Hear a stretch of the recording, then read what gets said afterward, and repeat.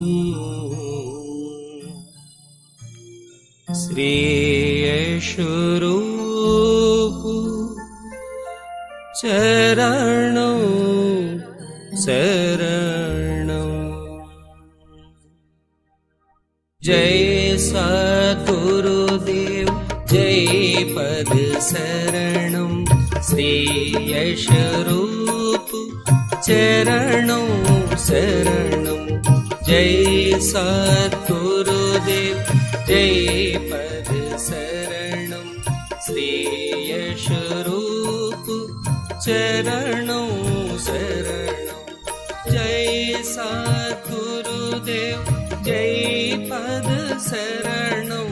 श्री यशरूप चरणों शरणं। जय सद्गुरु।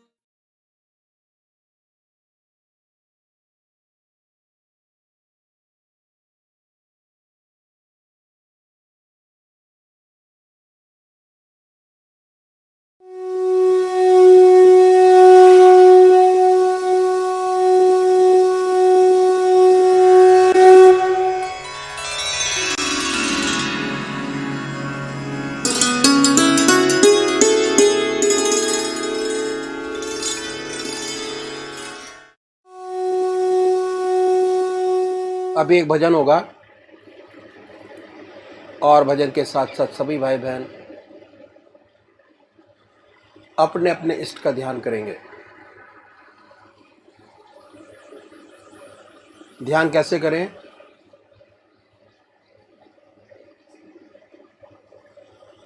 अखिल भारतीय संत मत सत्संग की तरीकत मैं आपके सामने रखता हूं।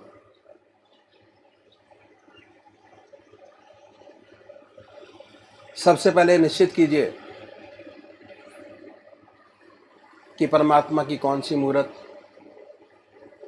कौन सी सूरत, कौन सी शक्ल आपको सबसे ज़्यादा प्यारी लगती है। मूर्ति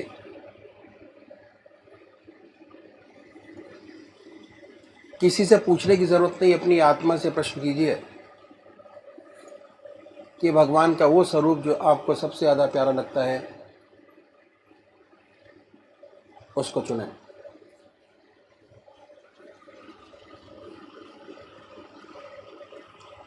उसके बाद किस नाम से आप उनको याद करेंगे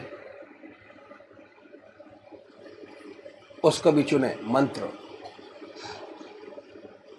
तो क्या हुआ, दो चीज आपने चुनी, एक अपना इष्ट देव और एक मंत्र। उसके बाद पूजा के स्थान पर जाइए, जिस स्थान पर बैठे हैं, जिस आसन पर बैठे हैं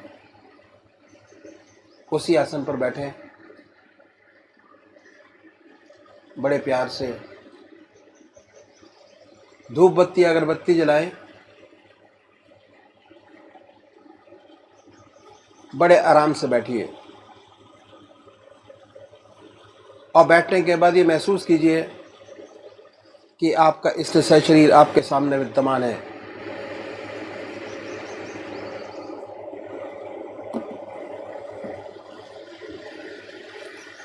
सशरीर भावना से अपने इष्ट को अपने सामने बनाएं। बड़ी बड़ी आंखें हैं, गोल चेहरा है, जटाएं हैं, सर्पों की माला है। ख्याल से बाय थॉट उसमें इतने लीन हो जाए कि जब तक आप ध्यान करते हैं तब तक और कोई विचार और ख्याल ना आए। पर आएगा, उन विचारों को हटाएं, फिर अपने इष्ट देव की मूर्त अपने सामने बनाएं। फिर हटाइए, अपने इष्ट देव की मूर्त अपने सामने बनाएं। जो मंत्र आपका है उसको उच्चारित होते सुनिए कि हमारे हृदय से हमारे इष्ट का नाम निकल रहा है और हम सुन रहे हैं। और जब तक ऐसा ना हो, बड़े प्यार से अपने इष्ट का नाम विद फुल फोर्स जिह्वा से ले सकते हैं। इतना फोर्स उस नाम में होना चाहिए कि ना कोई दूसरा विचार रहे, ना ख्याल, उसमें तल्लीन हो जाए, उसी की याद हो, उसी का ख्याल हो। समर्पित भाव से, बड़े प्यार से अपने इष्ट के नाम को ले। आधा घंटा सुबह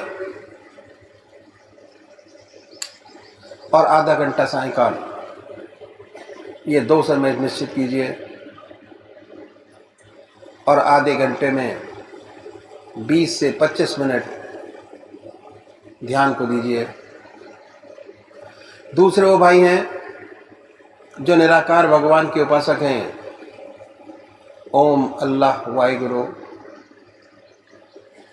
क्राइस्ट, गॉड, वो क्या करें, वो कैसे ध्यान करें।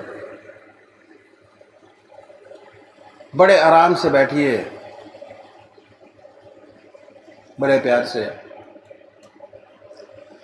उसके बाद ये महसूस करें कि हमारे हर दिल की धड़कन पर जो नाम आपने चुना है वो निकल रहा है। हृदय ओम ओम कह रहा है, अब पूरे शरीर में वाइब्रेट करता है। उसके वाइब्रेशंस को महसूस कीजिए और आनंदित होइए।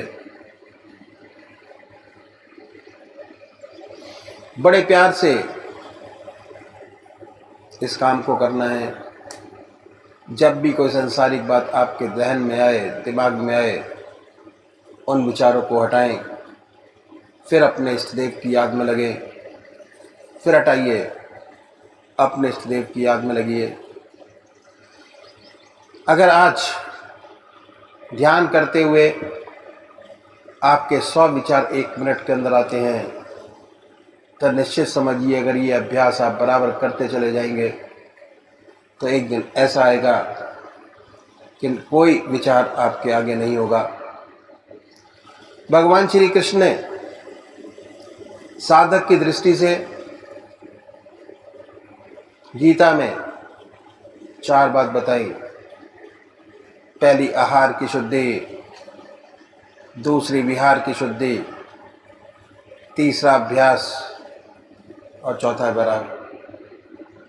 अभ्यास, अभ्यास पर बहुत भारी जोर है और सारी जिंदगी हम एक चीज़ का अभ्यास करते चले जाते हैं और उसकी परफेक्टनेस पर देखते चले जाते हैं। बड़े प्यार से अगर इस तरीके से अभ्यास करेंगे, बड़ी सुंदर स्थिति होगी।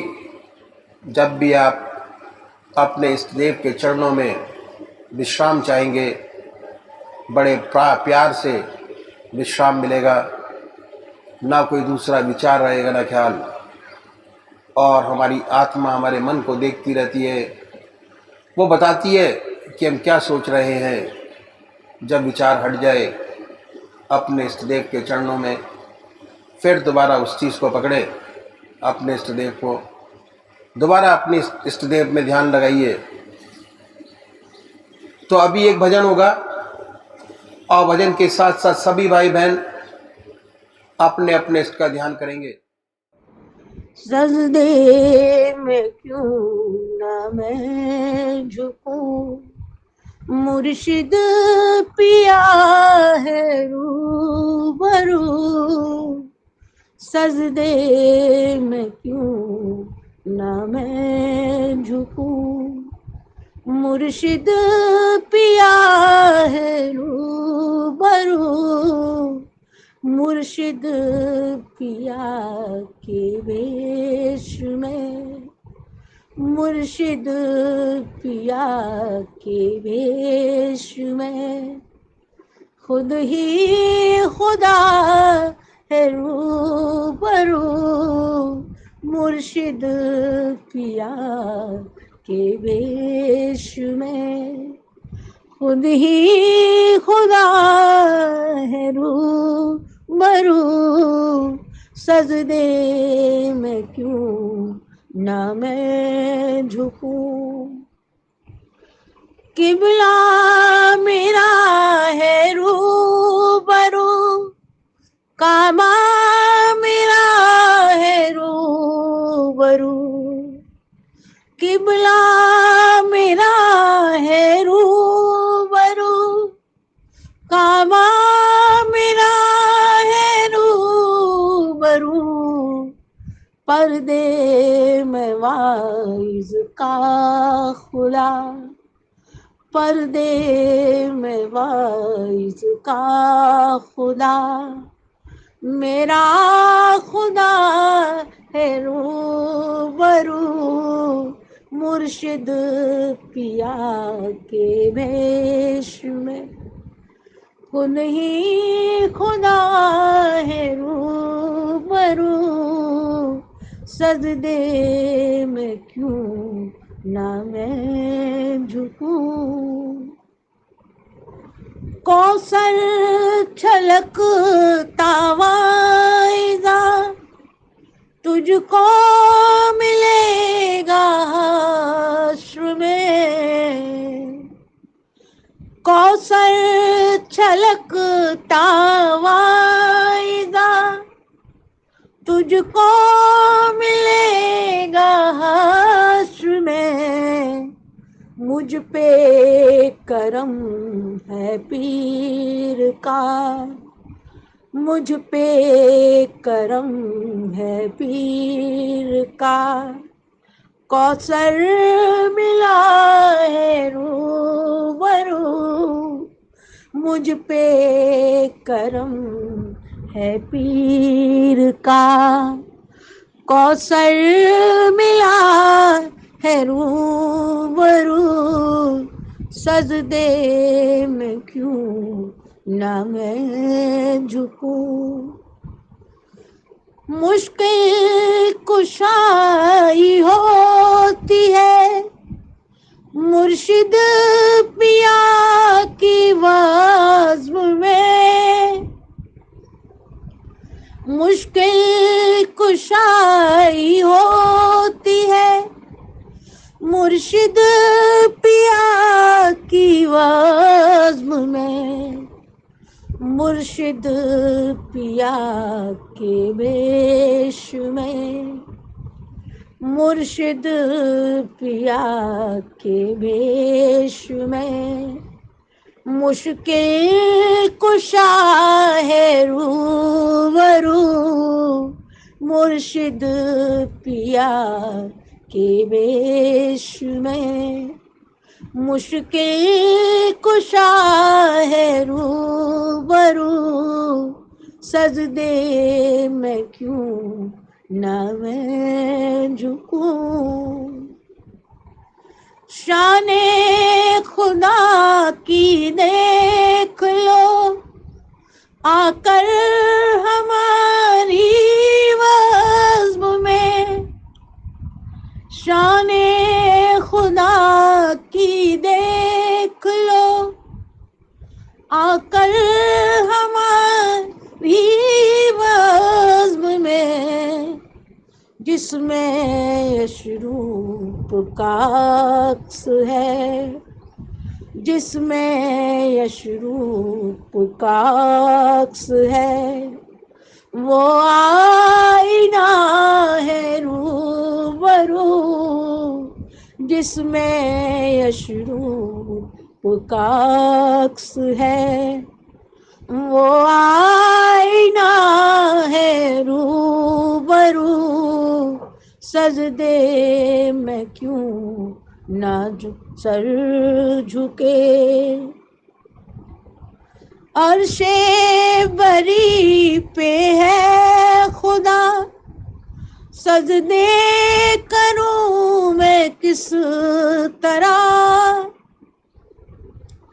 अर्शे बरी पे है खुदा, सजदे करूं मैं किस तरह, क्योंकि नमाज़ इश्क में, क्योंकि नमाज़ इश्क में सजदा रवा है रूबरू, क्योंकि नमाज़ इश्क में सजदा रवा है रूबरू, सजदे में क्यों न मैं झुकूं।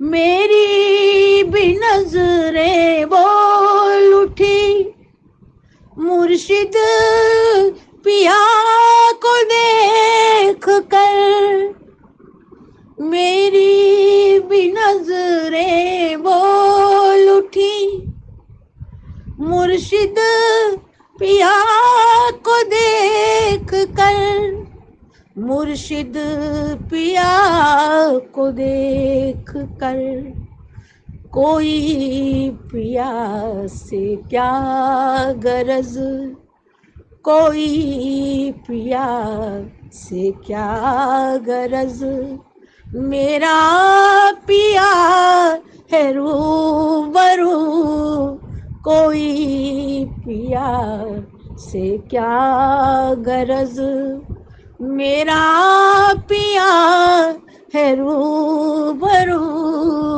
सजदे में क्यों न मैं झुकूं। बोला तसव्वुर इश्क में मिले खुदा से आज हम,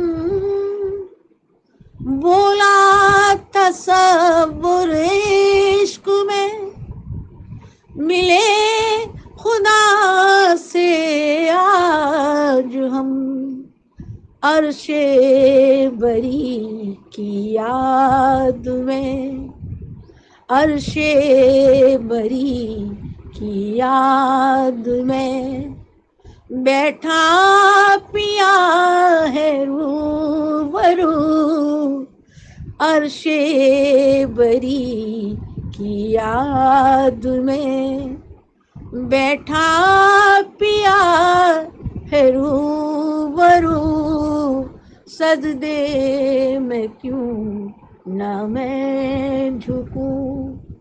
मुर्शिद पिया है रूबरू, मुर्शिद पिया के वेश में, मुर्शिद पिया के वेश में खुद ही खुदा है रूबरू, सजदे में क्यों ना मैं झुकूं, सजदे में क्यों ना मैं झुकूं, सजदे में क्यों ना मैं झुकूं।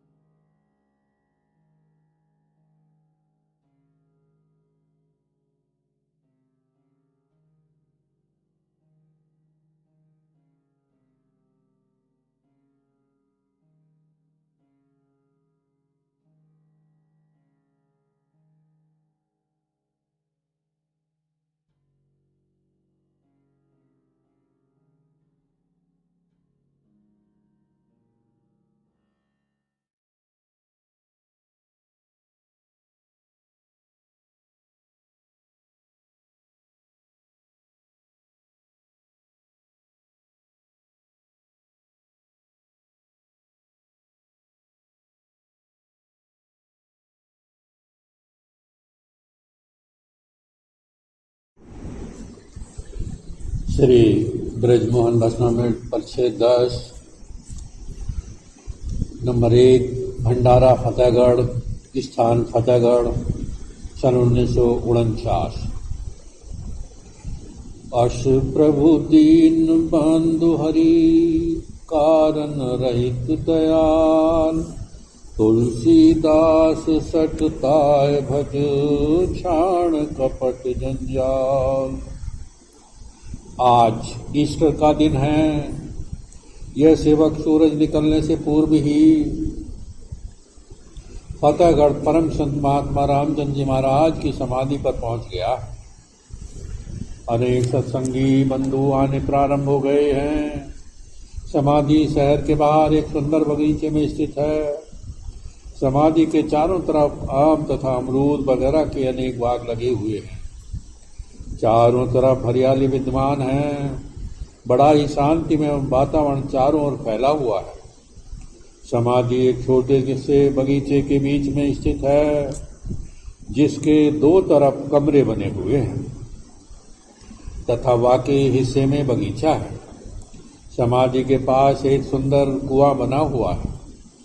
अंदर जाकर मालूम हुआ कि एक प्राइमरी स्कूल भी समाधि पर चलता है, जिसका प्रबंध समाधि के अंतर्गत है। दास ने कमरे में अपना बिस्तर रख दिया और श्री सतगुरु जी महाराज के पधारने की प्रतीक्षा करने लगा।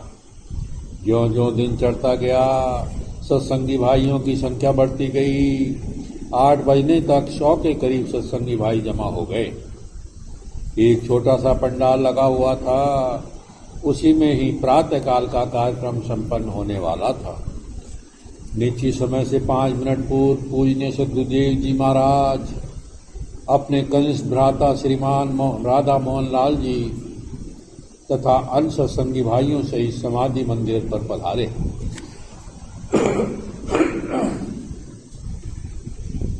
दास ने चरण धूलि में सरनबा अपने को पवित्र किया। आपके शरीर से कमजोरी जाहिर हो रही थी, लेकिन चेहरे पर एक अपूर्व तेज विद्यमान था। आपके आते ही आंतरिक सत्संग का कार्यक्रम प्रारंभ हुआ और बड़े ही शांति तथा आनंद की प्रवाह धारा बहती रही, जिसमें स्नान कर सब भाइयों ने अपने आप को कृतार्थ किया। 1 घंटा आंतरिक सत्संग के पश्चात सामूहिक शांति पाठ हुआ। श्रीमान पूजनीय शिव नारायण दास जी गांधी जी ने शांति पाठ का कार्यक्रम संपन्न कराया। इसके बाद प्रसाद वितरण हुआ और आधे घंटे के लिए अवकाश मिला। इस अवकाश के अवसर पर अनेक सत्संगी भाइयों से परिचय करने का शुभ अवसर प्राप्त हुआ। श्रीमान पूजनीय पापा जी से परिचय हुआ।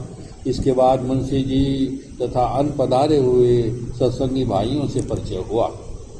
आधा घंटे के पश्चात फिर सब भाई पंडाल में उपस्थित हुए तथा पूजनीय सदगुरु जी ने बड़े ही सारगर्भित शब्दों में अध्यात्म की तरीकत का निचोड़ श्री गुरु नानक जी महाराज तथा श्री अंगद जी महाराज की मिसाल देते हुए समझाया कि सिखों के आदि गुरु श्री नानक देव जी महाराज हुए हैं।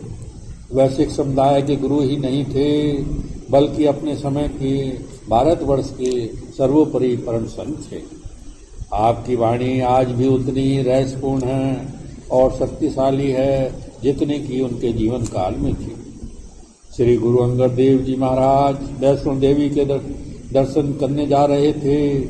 उनके साथ उनके गांव के तथा नजदीक रहने वाले लोग भी थे।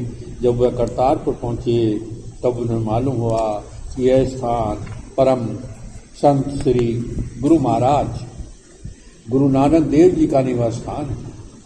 श्री अंगद देव जी हृदय में ही नानक देव जी महाराज के दर्शन करने की तीव्र अभिलाषा हुई। उधर नानक जी महाराज ने आंतरिक दृष्टि से यह जानकर कि उनका होने वाला परम शिष्य आया हुआ है, शहर के बाहर आकर एक तरफ अपने परम प्रिय शिष्य के इंतजार में खड़े हो गए। अंगद देव जी महाराज पूछते पूछते आपके पास आए और श्री गुरु नानक देव जी महाराज के मकान का पता पूछा। श्री नानक जी महाराज आपको साथ ले गए और जब घर पहुंचे तो कहा आप अपनी घोड़ी सामने वाले वृक्ष के नीचे बांध दें और स्वयं दूसरे दरवाजे से अंदर जाकर तख्त पर आसन लगाकर ध्यान में बैठ गए। जब श्री अंगद देव जी मकान के अंदर पहुंचे तो यह जानकर कि रास्ता दिखाने वाले मनुष्य श्री गुरु नानक देव जी थे, बड़ा दुख हुआ। उन्हें बड़ा पश्चाताप हुआ कि अगर उन्हें ऐसा मालूम होता तो वह उनको अपनी घोड़ी पर बिठाकर लाते। जब गुरु जी ने श्री अंगद देव जी का नाम पूछा तो उन्होंने उत्तर में कहा कि मेरा नाम लैना है। तब गुरु जी सुनकर मुस्कुरा और कहने लगे, भाई तू लैना है और हमने तुम्हारा देना है। और उनका नाम उस दिन से अंगद रख दिया। एक दिन श्री अंगद देव जी के हृदय में सेवा भाव उत्पन्न हुआ। आपने घर जाकर माता चौड़ी से श्री नानक देव जी महाराज के बारे में पूछा, वे कहाँ पर हैं। उन्होंने उत्तर में कहा सामने वाले खेत में गए हैं। वहाँ जाकर श्री अंगद देव जी ने श्री गुरु नानक देव जी से बड़ी दीनता से कहा, महाराज कोई सेवा मुझे भी बतलाओ। यह सुनकर श्री नानक देव जी ने एक पूला उठाकर उनके सर पर रख दिया और कहा कि इसे घर ले चलो। पूला नीचे से सारा कीचड़ से भरा हुआ था, इसलिए उनके कपड़ों पर सारा कीचड़ गिरना शुरू हो गया तथा उनके सुंदर कपड़े कीचड़ से लथपथ हो गए। श्री अंगद देव जी कपड़ों की परवाह न करते हुए वह पूला उठाकर घर लाए। उनको इस दशा में देखकर माता चौड़ी हैरान रह गई और गुरु नानक देव जी से बोली कि अगर तुम ऐसे काम लोगे तो तुम्हारे पास कौन आएगा। श्री परम संत नानक देव जी महाराज ने फरमाया, अब मैं बूढ़ा हो गया हूँ, अपना बोझा नहीं उठा सकता, चाहता हूँ कि अंगद देव जी अब मेरा बोझा उठा ले। परम संत श्री नानक देव जी महाराज के पास अनेकों भक्तजन व प्रेमी जन आते थे। जब आने वालों की संख्या बहुत बढ़ गई तो उन्होंने छटनी करना उचित समझा और आध्यात्मिक परीक्षाएं लेना आरंभ किया। एक बार परम संत गुरु नानक देव जी महाराज अपने सब शिष्यों सहित किसी व्यावान जंगल में से गुजर रहे थे। एकाएक ऐसी गुफा नजर आई जिसमें बहुत हीरे लाल रत्न बिखरे पड़े थे। उन बहुमूल्य पत्थरों को देखकर आधे से अधिक शिष्यों के मन में ये इच्छा पैदा हुई कि धन दौलत से फायदा उठाया जाए और वह लोग हीरे जवाहरातों पर बड़ी तेजी से झपटे और आपस में झगड़ा करने लगे। जिसके हाथ जो लगा वह लेकर घर वापस लौट आया। इस प्रकार आधे से अधिक संख्या जो परम संत गुरु नानक देव जी ने ब्रह्म विद्या लेने आई थी वह दुनियावी दौलत पाकर संतुष्ट हो गई। कुछ और समय बीतने के पश्चात श्री गुरु नानक देव जी ने दूसरी परीक्षा लेने का विचार किया और अपने बचे हुए शिष्यों को अपने साथ लेकर वन विहार को निकले। बसंत ऋतु का सुंदर समय था। बड़े सुंदर फूल बगीचों में लगे, शीतल मन तथा सुगंधित वायु बह रही थी। जब घने वन में अंदर घुसे तो वहाँ भगवान की माया से बड़ी सुंदर युवा अवस्था वाली सुंदरियां वन विहार करती नजर आई। इन बचे हुए शिष्यों में से बहुत से शिष्यों ने इन युवतियों से विवाह कर गृहस्थ धर्म अपना लिया और एक बहुत बड़ी संख्या शिष्यों की इस प्रकार कम हो गई।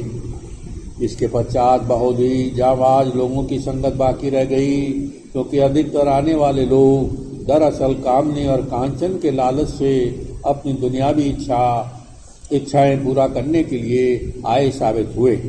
दुनियावी मतलब हल होते ही इधर उधर हो गए। जब काफी समय गुजर गया तो एक रोज श्री गुरु नानक देव जी बाकी रहे शिष्यों को व्यास नदी के तट पर ले गए और वहीं व्यास के किनारे पर सत्संग हुआ। सत्संग समाप्त होते ही नदी में दूर से एक मुर्दा बहता आता दिखाई दिया। आपने अपने शिष्य से फरमाया, आज मेरी मनुष्य का मांस खाने की बड़ी इच्छा हो रही है। जो कोई भाई सेवक से सच्ची मोहब्बत करता है वह इस मुर्दे को अपने दांतों से पकड़ कर लाए और इस मुर्दे का मांस अपने दांतों से काट काट कर मुझे खिलाए। जितने गुरु नानक देव जी के शिष्य थे सभी इस अजीब बात को गुरु नानक देव जी की मुख से सुनकर हैरान रह गए और कहने लगे, अब गुरु नानक देव जी महाराज बूढ़े होने की वजह से सटिया गए हैं, इनकी बुद्धि भ्रष्ट हो गई। श्री अंगद देव जी भी इस समय उपस्थित थे। आप बड़ी नम्रता से परम संत नानक देव जी महाराज से विनती कर बोले, अगर आज्ञा हो तो यह सेवक इस मुर्दे को दांत से पकड़ बाहर निकाल लाए और फिर इसका मांस जिधर से आपकी इच्छा हो काट कर खिलाए। गुरु नानक देव जी की आज्ञा पाकर वह मुर्दे को दांतों से पकड़कर बाहर निकाल लाए तथा गुरु नानक देव जी के पास लाकर रख दिया और बोले, जिधर से आपकी आज्ञा हो इसे दांतों से काट कर आपको खिलाऊं। जिस समय अंगद जी ने कपड़ा हटाया तो उसमें से बड़ा ही स्वादिष्ट हलवा निकला, जिसे खाकर अंगद जी तथा श्री नानक देव जी महाराज गदगद हो गए। इसके पश्चात श्री गुरु नानक देव जी ने श्री अंगद देव जी को अपना उत्तराधिकारी घोषित कर दिया। श्री सतदेव जी महाराज ने फरमाया कि आज्ञा पालन ही इस रास्ते की सबसे बड़ी और आखिरी सीढ़ी है। जब तक मनुष्य अपने को किसी को पूर्णता सौंप नहीं देता तब तक वह अपने मन की पूजा किया करता है और सच्चा ज्ञान नहीं उतरता। जब गुरु और शिष्य की आत्मा दोनों एक हो जाती हैं तभी ईश्वरीय आनंद के फैज का दरिया बहता है। उसके बाद आपने बड़े मधुर कर्ण से निम्रित दोहा तथा गजल पढ़ी। यह तन बिस की बेलरी गुरु अमृत की खान, शीश दिए जो गुरु मिले तो भी सस्ता जान। परमात्मा तू ही है, तेरी इच्छा पूर्ण हो।